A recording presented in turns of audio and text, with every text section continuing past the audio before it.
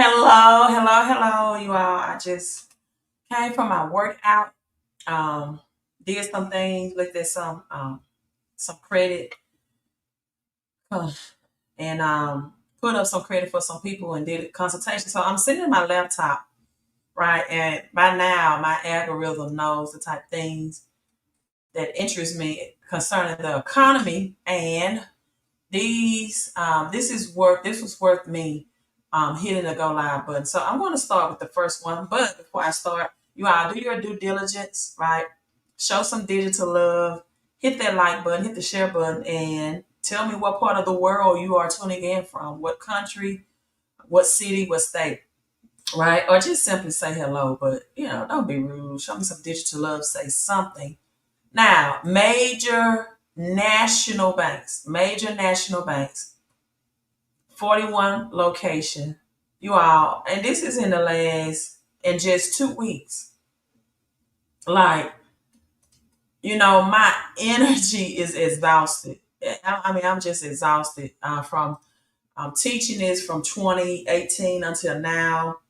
I'm just getting to a point where, I'm concerned about me and mine and my family. Because believe it or not, it takes a lot of energy to live stream. It takes time away from doing other things and like helping people with credit, taking care of my own personal life. And I'm also in school right now to get my specialist degree. And so, this takes a lot of time because the research comes first. So at least hit the thumbs up and subscribe to the channel. And if you're on Facebook, subscribe to me on Facebook. It's just like $9.99 a month, right, to be a subscriber. Now, these are the banks that's closing branches the fastest in 2024. Bank of America has closed 90, right? US Bank 73, Wells Fargo 62, Chase 53, TD Bank 52, Woodforest 31, PNC 37, Citizens Bank 29, Key Bank 16, Capital One 12, Citibank. Now, many people may say um, that, hey, these banks are closing just because there's not a need for commercial property anymore. No big thing. Let me tell you, that's true. There's not a need for commercial property anymore. However, let me tell you something. The United States, and I'm going to see if I can put it up because this is really old news. It happened about 4 to 5 months ago. The United States was begging Saudi Arabia, right, to accept or to exchange its oil in the United States dollar, right? I mean, pretty much begging. Um, with all of these sanctions that even Trump is is trying to put on China and Russia. Putin signing bills already. They're saying, "Hey, you all come do business with Russia." China is saying, "Come do business with us because we're not going to put all these taxations on your all these sanctions, right, on your money. We're not going to tax you for your exports." And the only thing I can tell you is the United States is doing this to themselves. So major banks are, yes, moving away from brick and mortar for online services. However, I want you to think about this is going to cause people that were doing business or employees in those brick and mortar locations to now lose jobs. More job losses are going to happen as a result. Now, because you have Cali is in the house, Phoenix 33. I just saw the gas prices in California. Ooh, shocking, right? Shocking. And you all again, I just came from the gym. My hair has sweated out. But yes, the rising number of physical branches, which means the number of physical workers, because now artificial intelligence, technology, and in fact, I just read an article today talking about more ATMs are being broken into. And all of these banks are closing, you all, because they're revamping. I've told you all numerous amount of time we are in the fourth industrial revolution. I was studying this documentary on Henry Ford, right? Henry Ford. And it was when the cars came out, the vehicles, right, came out. They said, "Oh, this won't replace. Um, this will not replace horses, right?" They said this won't replace your horses as your means of transportation, and it did. When vehicles came out, people stopped using horses as their means of transportation. Now, the video that went viral on TikTok, how many people write bad checks and withdrawing cash from ATMs at Chase and Bank? Let me show you that. Because this financial system, it is going to have to be revamped and refocused. And guess what?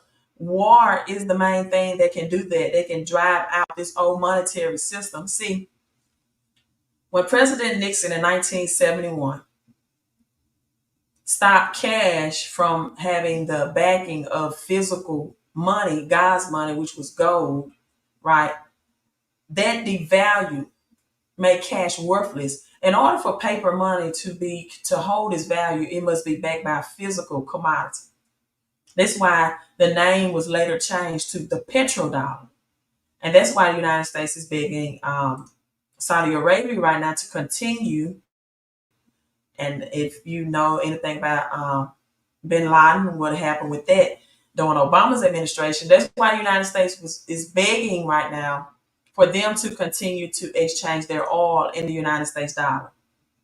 These other countries saying we have the upper hand, and once and for all, we are going to get our money's worth for our commodities. Now let's look at this from Chase Bank. My internet, I don't know what's going on. It's going slow. Let's see if this video will pull up for you all. But viral videos showing how many people writing bad checks and immediately withdrawing cash from ATM. Looks like it's buffering. Oh, why my internet? Invoicing a job could not be easier. In the track right after the job has been completed, I literally convert the job. Social media lit up over the weekend with images like these of people smiling from ear to ear and lining up outside Chase Bank branches. Why? Because of an apparent glitch in the ATM system that allowed them access to instant cash by way of depositing checks for thousands of dollars, then immediately withdrawing the cash that was put into their account. We can confirm that yes, this did happen at various Chase locations over the last few days. What we've also verified is that this is a serious case of check fraud. In most cases of checks being deposited at ATMs, the bank could release a portion of the amount for immediate use and hold the rest until the check clears the electronic funds transfer system, a few hours to a few days, depending on a customer's history with the bank. It appears in this case that hold never happened. A Chase representative confirmed to the New York Post that these ATM visits for so-called free cash were happening and that it, quote, has been addressed by way of the customer's accounts being frozen and the amount of those deposits being charged back to them as an ATM error, and that money is expected to be paid back. Anyone caught taking part in this money melee could also face legal repercussions, from fines to jail time, depending on how the bank wishes to proceed. With your Verify, and with no relation to the bank, I'm Chase McPherson.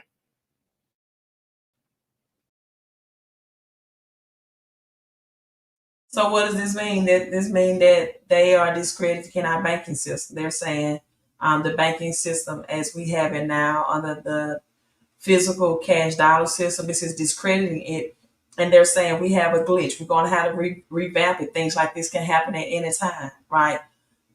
Believe you me, they let enough people withdraw that money. They knew that was going on. This is just a setup for another banking system failure, a banking system crash, bank runs to happen where people are not going to trust the banks. So they can usher in XRP, ADA, Bitcoin, maybe reach 100K before the end of this year, and bring in this new cryptocurrency financial system. There's going to be a global financial system reset. And what World War III is going to do is bring in more people in poverty, especially those people who just hold it on cash or that's already cash negative without any investments. People won't be able to afford housing, even with you all. If Kamala Harris wins the presidency, which the Simpsons predicted that she would, um, $25,000 down payment for homes is just going to escalate the price, even with low interest. This is what happened in 2021 going to 2022. So the housing is going to cost more because the more money that's given out, the more money that's printed, the higher is the more it's going to cause inflation. The more people that have money in their hand, and our economy operates off of debt. If people are not taking out loans, if people are not being consumers, United States economic system is failing. So they have to do something, give you the illusion of higher interest rates on the low end while they increase the price on the front end. So you're paying a lower interest rate for a higher purchasing price, right? So let's look at this. United States, this is March the 11th. You know, my numbers are 1111. This article came out March the 11th. You heard me discuss how the United States is begging Saudi Arabia to exchange its oil in the United States dollar. Now, the United States produces more crude oil than any other country, like ever. Right? The United States lead any other countries in producing crude oil at approximately what 14, 13 million barrels. This is per day. This is per day. And this is the global crude oil production in 2023. However, United States, for its whatever reason, even though it's the top producer of the crude oil, is still heavily dependent of importing crude oil from Saudi Arabia. Why? I don't know. But it averages 439,000 barrels of crude oil per day from Saudi Arabia. Now, with this going on, United States is asking Saudi Arabia to please, right, keep the United States, because without that deal with Saudi Arabia going on, let me show that to you. Historic deal. This just happened in May of this year. And I said it was like 4 or 5 months ago. But they're trying to still keep this deal to give the dollar its value, to give cash its value, and nearly potential historic security deal, because the United States is saying, hey, if we don't get the exports from Saudi Arabia and other countries, we won't have enough crude oil for our people. Again, although we're leading at 14 billion barrels a day. Now, they were days away, this was in May, from concluding documents that would a historic agreement.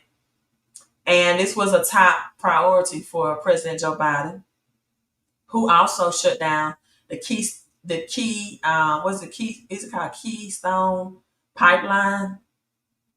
When he shut down the Keystone Pipeline, a barrel of oil went from approximately $39, I want to say, a barrel, to increasing to almost $120+ a barrel. That's 4x return, because he shut down the Keystone Pipeline. Now he's going to say, okay, we need to be dependent. We need to have this deal with Saudi Arabia instead of open up that pipeline.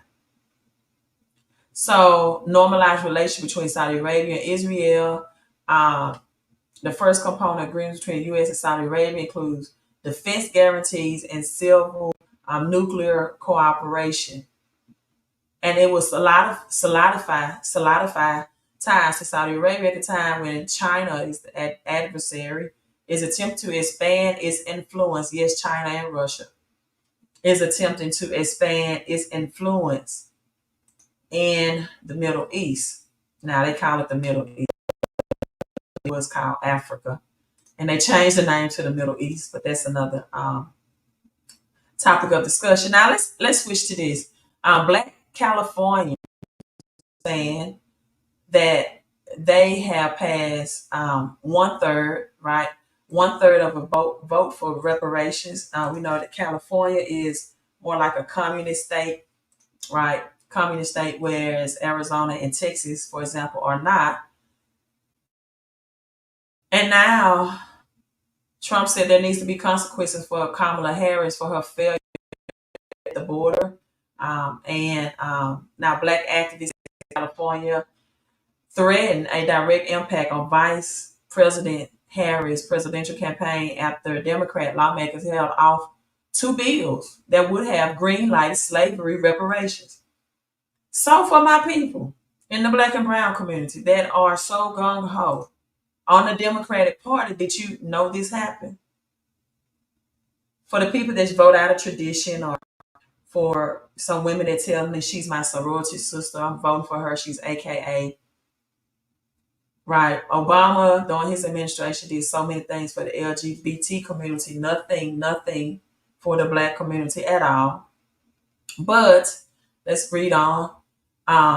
Last week, the California legislature approval proposals allowing the return of land or compensation to families whose property was unjustly seized by the government and issuing a formal apology. They always issue just a formal apology. That's it.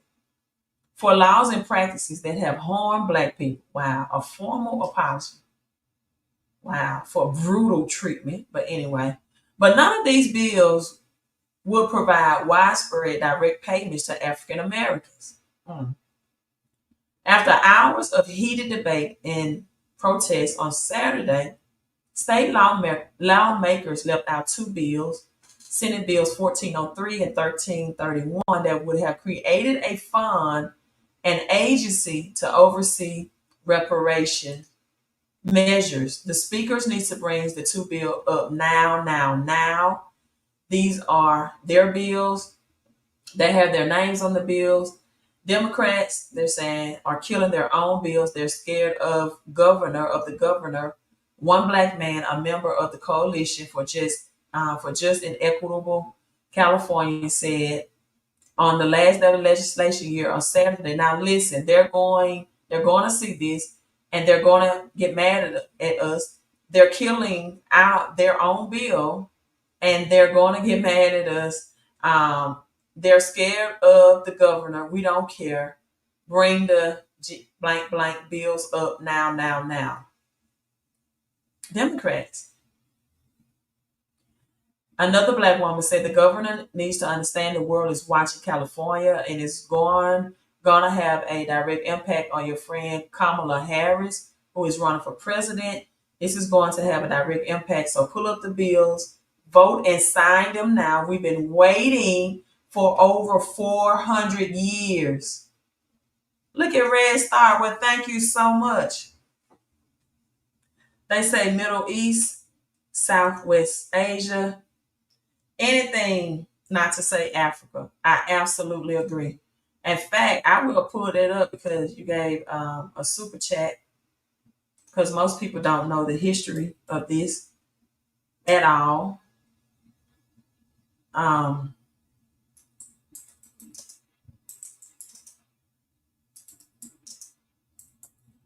And some I don't understand why some people some of this stuff is just a Google typing away. So, was the Middle East originally part of Africa? I'll pull that one up.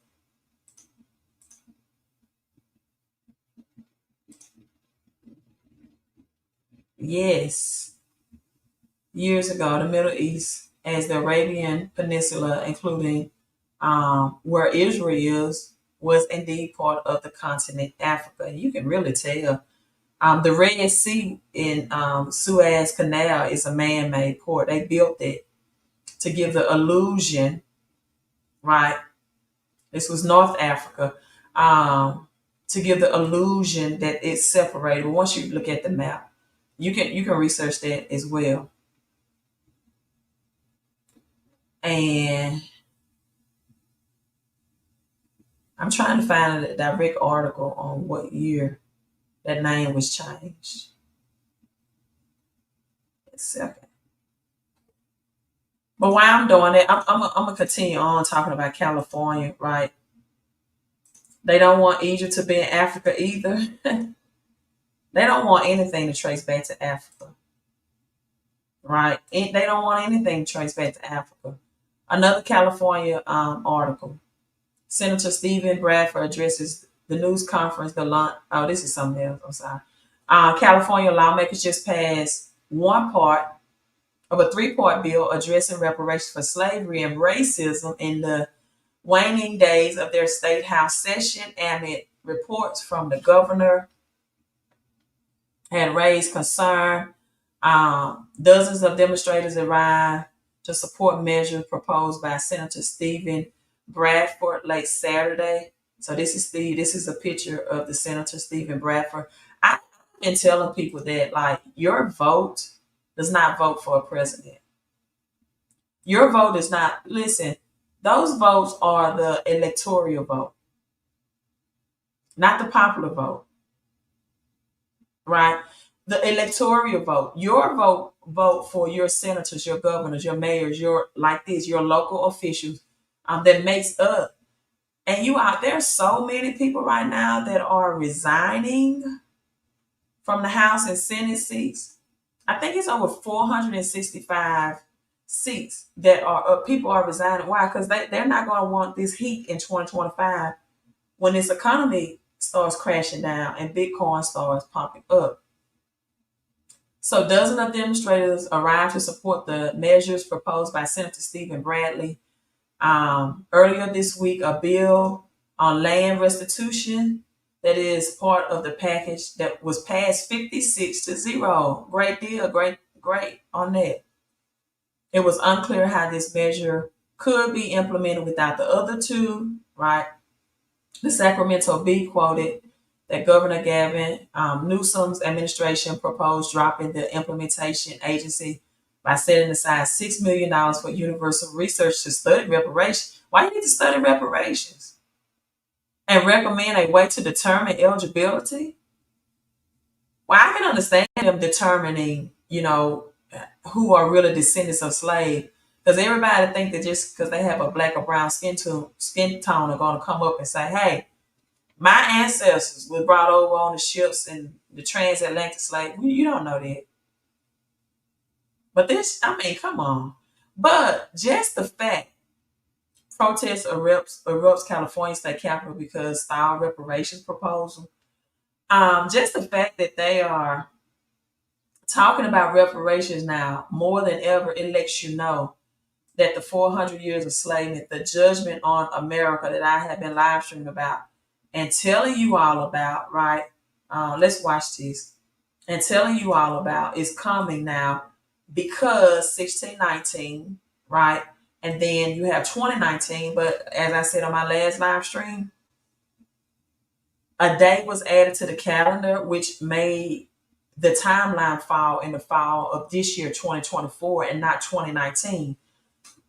Genesis 15 and 13, Acts 7 and 6 talks about judgment to come upon the country that enslaved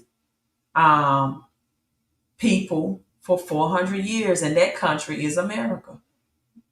That country, that's why all of this war is coming.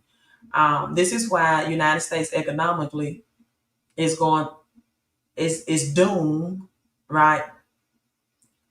And Deuteronomy 28 and 68 says those people will return back to their country in ships. The only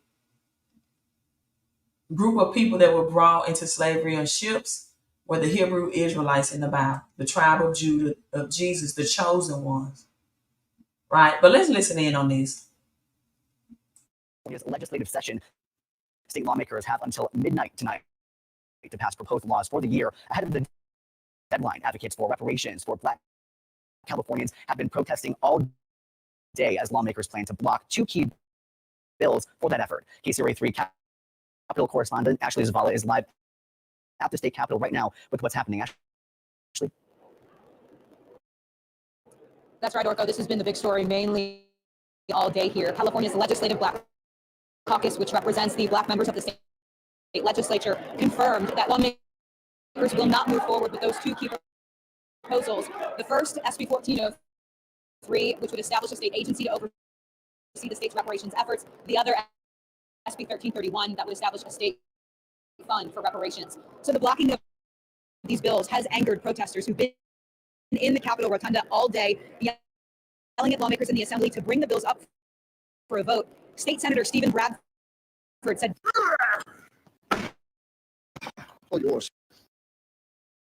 Governor Newsom's office asked him to make changes to the bill that would establish the state agency and to instead turn it into a study of reparations recommendations by the University of California. Bradford would not accept the changes, and he says the Legislative Black Caucus is afraid of the veto. But the leader of the Legislative Black Caucus, Assemblymember Lori Wilson, denied this.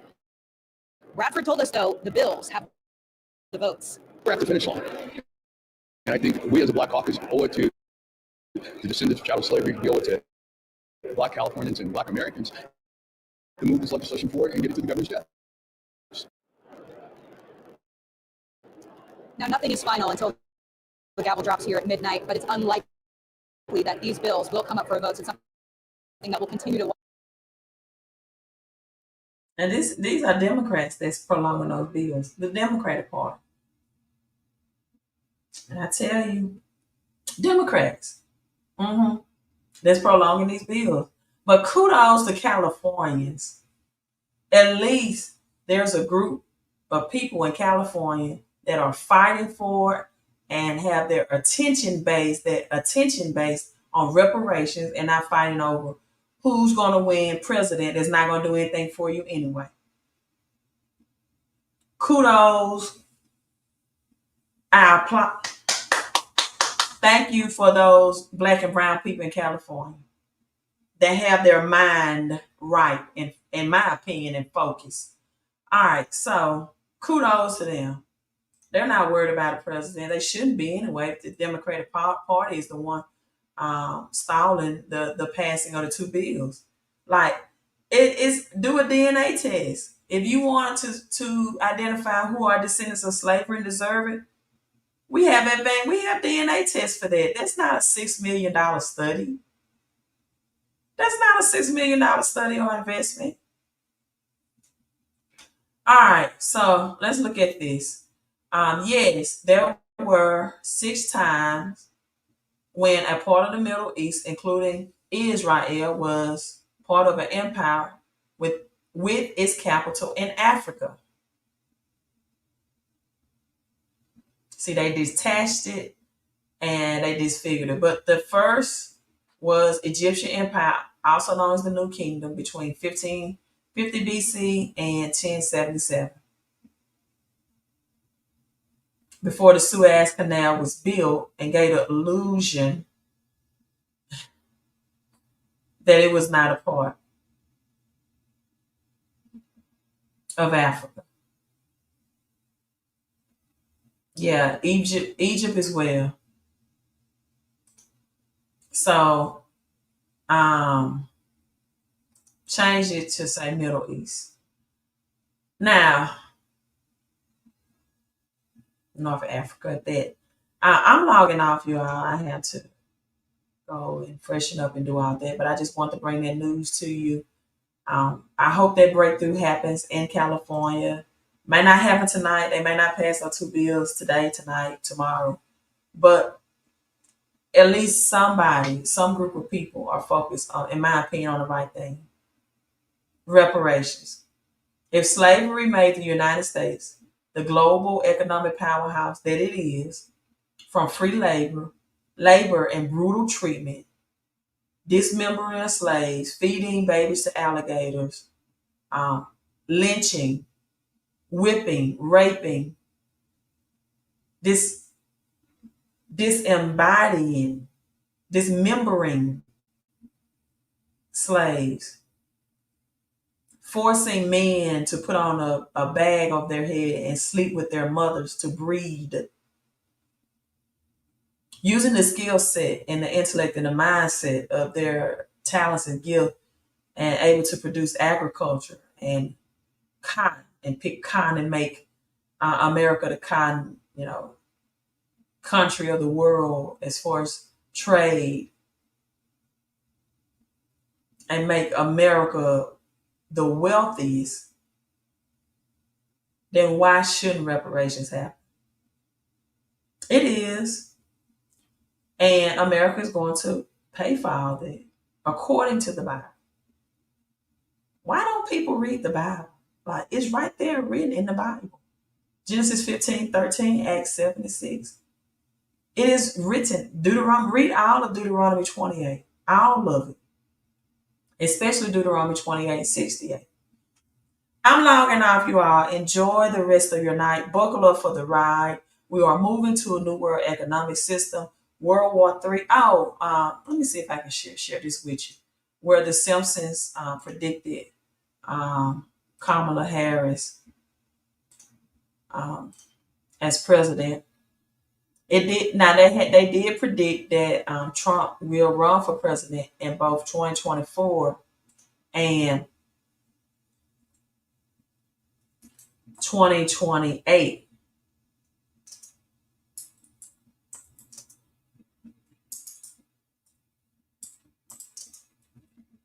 And we know Simpson writers are a part of the CIA. And so,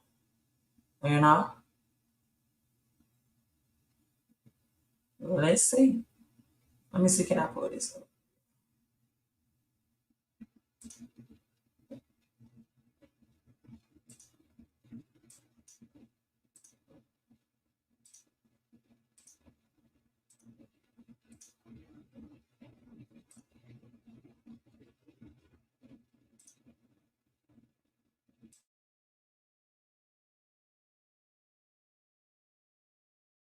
The Simpsons has predicted everything, from Super Bowl winners to corporate mergers. But the next president of the United States, did a decades-old episode drop clues about Kamala Harris's future?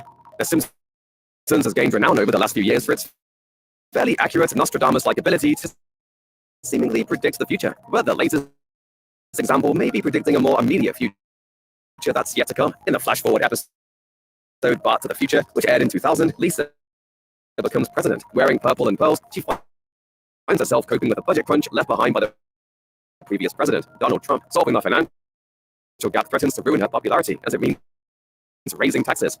As you know, we've inherited quite a budget crunch from President Trump. Is it a stretch that a lot of fans think Lisa's victory shadows one for Vice President Kamala Harris, now that Biden has dropped out of the race? On X, multiple users have noticed that the outfit the adult Lisa wears resembles the one Harris wore to her inauguration as vice president, with even their pearl necklaces and earrings matching. One user wrote, "The Simpsons creators are clairvoyants, or did Kamala Harris have a private joke?" Images of Lisa placed side by side with Vice President Harris gained so much attention that the Simpsons writer and co-showrunner Al Jean took notes. Posting on his X account, he wrote, "The Simpsons prediction I'm proud to be a part of." Jean also attached pictures of Lisa and Harris in similar outfits. With 30 plus seasons of content, it's not too far-fetched to assume that Simpsons fans are picking and choosing the so-called prescient aspects of the show, with Lisa's purple pantsuit being just the latest example. That said, the show writers have long been aware of the show's impact on pop culture and real-life events. Sometimes they make those statements on purpose. Back to the Future writer Dan Greeny previously commented on his then outlandish choice to make Donald Trump president in The Simpsons world. He told The Hollywood Reporter it was a warning to America, and that just seemed like the logical last stop. It was a warning to America as well. He told The Hollywood Reporter it was a warning to America to make Donald Trump president in The Simpsons world. He told The Hollywood Reporter it was a warning to America, and that just seemed like the logical last stop before hitting bottom. It was pitched because it was consistent with the vision of America going insane. He added that Trump was chosen as a figurehead because Lisa needed to triumph against impossible odds, which the Trump presidency provides her with. To Greeny, it's just one more example of the way The Simpsons parodies American cultural excess. Lisa's the president? I'm a pathetic loser? I gotta be honest, I'm not loving this vision. Putting aside Donald Trump's presidential victory, The Simpsons has apparently predicted dozens of future events that have been echoed by reality over the years. The best example of this just might be the time that The Simpsons managed to predict the winner of the Super Bowl over 3 times. The episode titled Lisa the Greek aired just before Super Bowl 26, and the show's writers managed to correctly predict the Washington victory over the Buffalo Bills. Fox rolled the dice again by redubbing the episode for broadcast before Super Bowl 27 and correctly predicted that the Dallas Cowboys would win. They did it again for Super Bowl 28, and once again predicted the correct outcome. Perhaps the series writers should open a betting parlor.